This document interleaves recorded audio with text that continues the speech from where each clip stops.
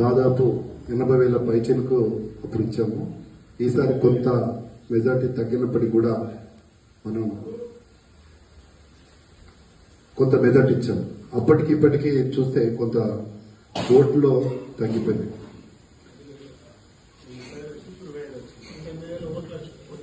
కాబట్టి సరే, ఏది ఏమైనా బండి సంజయ్ గారు 2,25,000 పైచీలకు ఈ పార్లమెంటు పరిధిలో వారికి మెజార్టీ ఇచ్చినటువంటి ప్రజానీకానికి, అదే ఆ ఓటర్ దేవులందరికీ కూడా ప్రత్యేకంగా ధన్యవాదాలు తెలియజేసుకుంటూ, రానున్న రోజుల్లో ఎందుకంటే అతి త్వరలో కూడా గ్రామ స్థాయి ఓట్లు ఉంటాయి.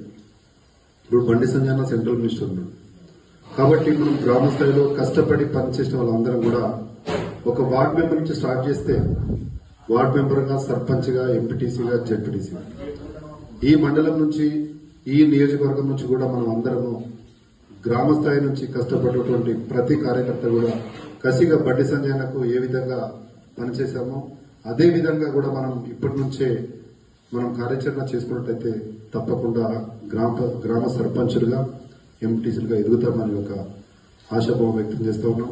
ఎందుకంటే ఎలక్షన్లు కూడా ఇంకా తక్కువ, ఎందుకంటే ఈ యొక్క రేవంత్ రెడ్డి గారు రైతు రుణమాఫీ చేసిన తర్వాతనే ఎలక్షన్లకు వస్తామని చెప్పేసి మాయ మాటలు చెప్పి ఇప్పటి వరకు కూడా రుణమాఫీ కాలేదు.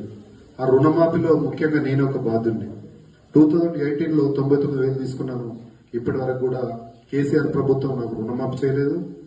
అదేవిధంగా ఇప్పుడున్నటువంటి రేవంత్ రెడ్డి గారు కూడా నాకు ఆ 99,000 రుణమాఫీ కూడా రాలేదు. నిన్ననే 3 రోజుల కిందే లీగల్ వచ్చిందన్న, బ్యాంక్ నుంచి కట్టాలని చెప్పేసి నాకు లీగల్ నోటీస్ కూడా పంపించారు. అంటే మన కార్యకర్తలకి ఇట్లా ఎందుకంటే చూస్తే పేపర్ల, టీవీలలో చూస్తే రుణమాఫీ పడుతున్నాయి అంటే మనం సంతోషపడుతున్నాం. కానీ అందులో నేనే బాధ్యతగా ఉన్నాం. ఇప్పుడు మా అడ్వకేట్ గారు చూపిస్తాను, ఫోటో తీసుకొని పెట్టుకున్నాం. బ్యాంకు నుంచి లీగల్ నోటీస్ కూడా పంపిస్తా ఉన్నారు. 99,000 కానీ రుణమాఫీ ఇంకెక్కడైతుంది అంటే నాలాంటి వాళ్ళు ఎంతో మంది కూడా ఉన్నారు. వాళ్ళు దీన్ని ఎక్కువ ఫోకస్ చేసుకొని ఎలక్షన్లకు రాబోతున్నారు. తస్మా జాగ్రత్త. గ్రామాల లోపల ఎవరికి వస్తుంది ఏం కథ కూడా మనం కూడా రైతులను పరిశీలన చేసి రాని వాళ్ళకు కూడా వారి పక్షాన మనం పోరాటం చేసి ఎలక్షన్ ముందు మనం ముందుకు తీసుకోవాల్సిన అవసరం ఎంతైనా ఉంది. కాబట్టి కలిసికట్టుగా ఈ మండలంలో రానున్న రోజుల్లో ప్రతి గ్రామంలో కాషాయ జెండా ఎగరాలి. ఎంపీటీసీలు, ఎంపీపీ, జెడ్పీటీసీ కూడా ఇక్కడ నుంచే చాలా సీనియర్లు ఉన్నారు.